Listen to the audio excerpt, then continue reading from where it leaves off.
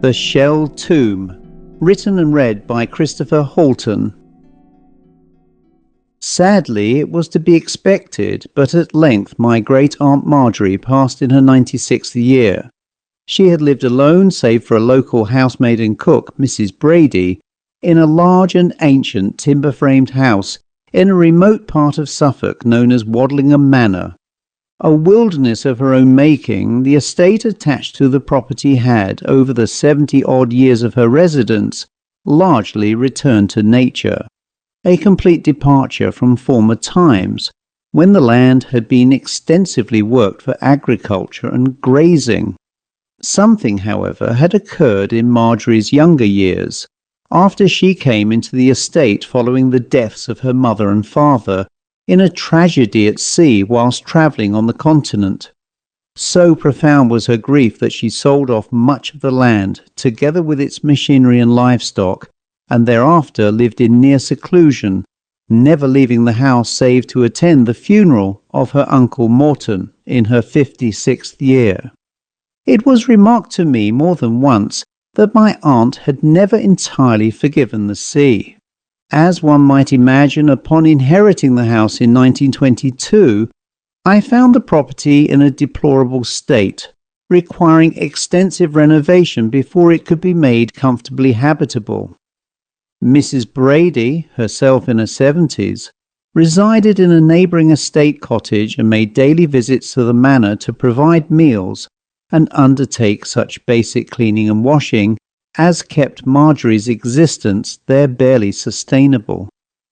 The entire house seemed to drip with a sadness that pervaded every part of it, and despite the considerable sum I expended from the inheritance, it could never quite shake off that lingering darkness. My contact with my great-aunt had been minimal, save for fragmentary memories from childhood on the occasional visit made by my parents. My impression of her was of a doughty old lady who, despite her preference for solitude, was invariably warm and accommodating. Even then I sensed she was guarding something within herself that she had no wish to share, and yet I could not escape the feeling that there was something in the house itself, unseen and unacknowledged, that was known only to Marjorie. I, Sir John Forton, had spent my formative years in banking, and most of my days passed in an affluent quarter of London. Accustomed to servants and to the ease of movement afforded by car or underground, I found it difficult to comprehend the remoteness and quiet desolation that Waddlingham impressed upon every part of its extensive structure. The house, built by Sir Roger de Bray in the 15th century, had come into my family's lineal possession in the 17th. Marjorie's room was crowded with old bric-a-brac, relics, I assumed, of a life long withdrawn, with no hint as to why she, in her 20s, had cut herself off from the world and never married. The manor, it seemed, held many secrets of times long past. After some months during which the property had been extensively modernised, with water and electricity installed, I removed there with my wife Marcella and my teenage son Hubert, or Bertie as he was familiarly known, intending to spend the summer before returning to the city. Bertie, who was 17, possessed a keen appetite for adventure and exploration, and embraced the move as a kind of extended holiday, certain to afford him ample diversion in the investigation of the manor and its remaining 50 acres, now largely given over to trees and scrub. No one in living memory seemed able to recall what lay within those grounds, and the very act of traversing its numerous paths proved an undertaking in itself. So obstructed were they by fallen timber and dense overgrowth. It was in effect a small wilderness. I had intended to engage workmen to clear the paths and restore some order to the estate, but Bertie urged that for this summer at least it be left as it stood, which he maintained lent it the air of some lost domain. As he had been accepted at Cambridge and was to commence his studies in September, I acceded to his request. Marcella, for her part, occupied herself with the ordering of the house and the engagement of new staff to attend to its daily requirements, while I found myself left with the rather agreeable task of arranging the Manor's extensive collection of books in the library. For the first few weeks of July all went remarkably well, and my earlier misgivings regarding the Manor abated to such a degree that we found ourselves entirely at ease. It was on a bright morning in early August that Bertie decided to explore the more extensive woodland upon the estate. He had already spent several days clearing a route along a heavily overgrown path, and it was there that he came upon a faded though still legible marker stone which had carved upon it grotto. He resolved, without first informing us, to verify the place for himself, intending, as he later explained, to return and show it to us as a small surprise, our wedding anniversary being only a few days distant. Armed with a machete and a haversack containing provisions and a number of electric torches, he made his way back to the spot. The path was choked with bramble and scrub, which he cut through steadily until he perceived what at first appeared to be a natural cave. Drawing nearer, however, he saw that it was no such thing, but a large artificial mound entirely faced with seashells pressed into cement. Set within it was an entrance of irregular form, some 12 feet in width and 10 in height. The interior lay in complete darkness. Taking one of his torches, he cast the beam within and stepped inside, where he observed a flight of stone steps descending further into a space that was markedly cold, almost icy to the touch. His beam then fell upon a small figure, unmistakably that of a child, which darted away from the steps and vanished into the darkness. Bertie called out into the gloom, "Hello, can you hear me?" There was no reply. He called again, but to no avail. He was afterwards unable to say whether he had heard the sound of retreating footsteps at all. Feeling a distinct and growing apprehension, he descended a few steps further and perceived a short passage ahead, which terminated in a wider opening beyond. From the faint light, he thought he perceived a slight glimmer overhead, as though something in the ceiling caught and returned his torch beam, and for a moment what might have been the sound of movement. The air there seemed unusually close, and his breathing grew heavy and laboured. He knew with a certainty he could not afterwards explain that to remain any longer would be unwise, and so withdrew, making his way back into the open air before returning home. Though he believed himself to have been absent no more than 2 hours, it transpired that nearly 6 had passed. When he returned, he appeared markedly shaken, and Marcella and I prevailed upon him to sit in the kitchen, where we administered a measure of rum, which seemed appropriate to the evident distress from which he was suffering. He then gave us an account of all that he had encountered in the grotto, of the existence of which I had, I confess, no prior knowledge. I therefore consulted the papers and records relating to the manor, and discovered that in 1740 an ancestor, Sir Maynard Forton, had caused the folly to be constructed, in accordance with the fashion of the time, when such contrivances, often philosophical or theatrical in intent, were erected by those of means as a mark of cultivation and social standing. There was, however, no mention in the records of its having been used. Large quantities of seashells had been brought from the coast and elsewhere, and stone and brick were used to construct a circular underground cave-like structure, which was decorated with these shells. Incorporated with the dome were a number of niches where one would presume statues were displayed.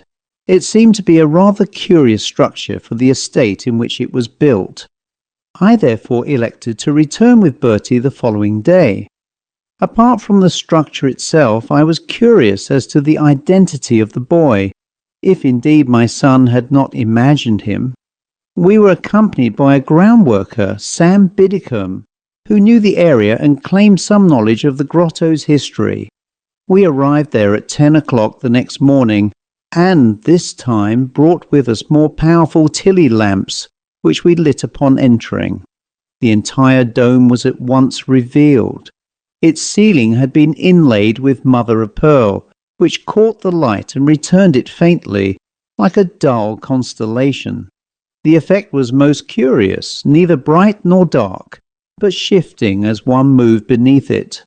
There was no sign of any child, nor any indication that the place had been recently visited. Sam stood in silence for some moments. He was an elderly man, heavily whiskered, dressed in a worn jacket and flat cap, and he regarded the place with an expression I could not easily interpret. "I knew of this place as a boy, but never saw it opened," he said at length. "It was something of a secret in my family. Mistress Marjorie forbade anyone from coming near it.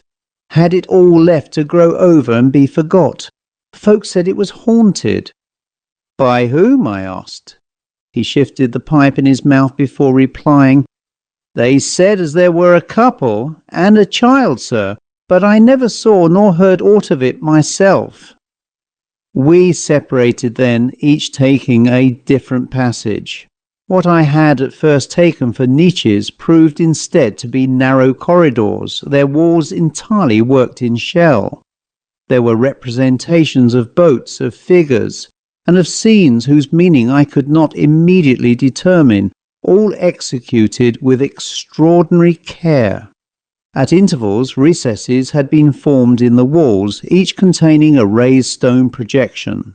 These bore some resemblance to graves, though their position, facing directly toward particular panels of shell work, suggested they had been intended as seats. The air within these passages was close and faintly mineral, and though nothing stirred, I became increasingly aware of a reluctance, difficult to account for, to proceed further than was strictly necessary. From the centre radiated 4 passageways, which, like the spokes of a wheel, were joined by an outer circular corridor encircling the structure. Beyond this arrangement we observed nothing immediately remarkable, and so returned to the centre, where there stood a circular stone seat. There we sat, our lamps suspended from iron holders, affixed at intervals along the curved wall. From our positions, each facing a different quarter, we became aware of a multitude of shifting patterns cast upon the walls by the lamplight. The mother of pearl overhead caught and broke the light in such a way that the shadows did not remain fixed, but moved with a curious independence, gliding and reforming as though subject to some influence other than our own. It was at this moment that I became convinced I saw the figure of a boy pass swiftly across the wall. Close behind it came another shape, elongated and uncertain, yet bearing the unmistakable suggestion of an outstretched arm. I could not afterwards be certain that the light alone had produced the effect. The impression was so sudden and so complete that I cried out at once, "Look there!" and pointed towards the place. But the moment had already passed. The shifting patterns resumed their former arrangement, and nothing could be distinguished from them that might not reasonably be attributed to the movement of the lamps. "Did you see him?" Bertie said quietly. I described as nearly as I was able what I had observed. Bertie appeared disturbed by the account, and Sam, who had accompanied us, grew visibly uneasy and before long expressed a wish to leave, offering some uncertain excuse. For my part, I determined that the matter required further inquiry, if possible, in the library records. Accordingly, we gathered our lamps and withdrew. As we did so, I could not entirely rid myself of the impression that one portion of the wall, just beyond the reach of the nearest lamp, remained darker than it ought. For the next few days I applied myself to a careful examination of all that could be learned of the house, its estate, and above all, its former occupants. Nowhere did I discover any account that might explain the supposed appearances of a man, a woman, and a boy. Yet in the course of my search I came upon a packet of letters which Marjorie had concealed within a secret drawer of an old davenport. From these it became evident that between the ages of 21 and 25 she had formed a deep attachment to an officer of the 23rd Dragoons, a cavalry regiment then stationed in Ireland. The gentleman in question was one Captain Charles Fotheringay, who, it further transpired, was already married, his wife being an Agnes Fotheringay. It was plain that this lady constituted a significant obstacle to their understanding, yet throughout the correspondence, extending over several years, there was no suggestion of divorce, an omission readily understood when one considers that in the society of the time, such a course would almost certainly have compelled him, in disgrace, to resign his commission. The tone of the later letters, however, was markedly altered. There was frequent mention of a boy, though the references were couched in terms that suggested some third party. It became increasingly evident, both from the manner of expression and from certain unguarded phrases, that the child was in fact their own. Marjorie wrote of the necessity of keeping him concealed within the house, and of the difficulties occasioned by the interference of her parents, which she remarked had placed her in a most unenviable position.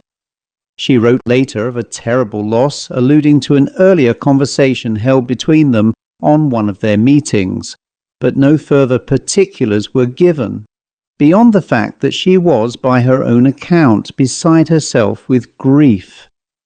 There was no indication in any of the letters as to what had ultimately become of the child. There was, however, a reference to a tragic incident at sea, in which her parents had perished when the SS Palmyra was lost with all hands and passengers off the coast of Spain in 1846. In this matter there was no expression of personal grief, and shortly thereafter the correspondence ceased altogether. It was about this time, however, that Marjorie withdrew entirely from the world.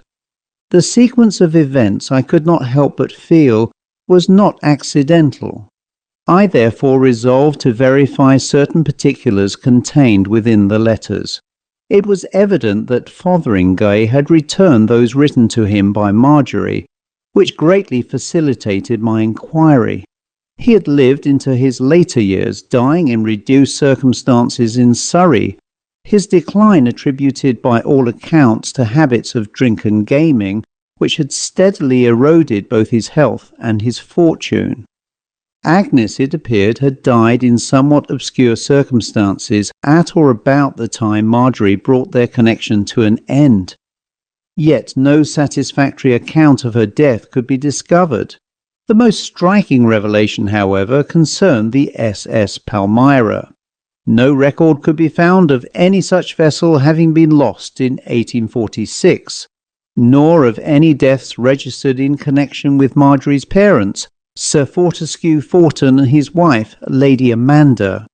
And finally, save for what was contained within those private letters, there existed not a single piece of evidence to suggest that the boy had ever lived. Having exhausted all avenues of research and inquiry, I was brought reluctantly to the conclusion that whatever answer there might be lay not in the records but within the grotto itself. I cannot say that I approached the matter willingly. That night I dreamt that I entered the grotto alone. As I passed within, I became aware of voices, those of a man and two women, engaged in some agitated dispute. One of the women, whose voice was younger than the others, was weeping uncontrollably. Drawn onwards, I perceived in the outer circle that one of the stone seats had been opened, its covering slab set aside. There stood a man in mid-Victorian dress, in the act of lowering the body of a small boy into a cavity within the structure. The child could not have been more than 5 years of age, and appeared well clothed and cared for, though there was about him a certain delicacy of form, and a pallor which, even in that uncertain light, was most apparent. An older woman stood nearby, endeavouring to restrain the younger, who struggled in evident distress, seeking to reach the child, but was firmly held back. "I told you," the man said in a low and measured tone, "the boy was not fit for the air. The weakness had taken him too far." The younger woman cried out at this, but her words were lost in her sobbing. Having placed the body within, the man replaced the stone covering with some effort, setting it carefully into position. He then turned again to her and added more quietly, "The boy's body must not be discovered, nor any account given of his death. He was frail, and his end was plainly consumption. And so I regret to say must our grandson, born out of wedlock, be left where he lies."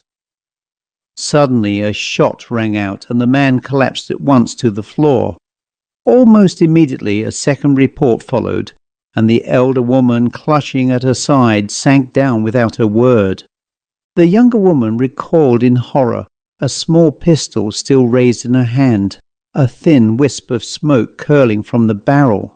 She sobbed violently and cried out, "Mamma, Papa, you fools! You have brought about my son's death, and now you must answer for it."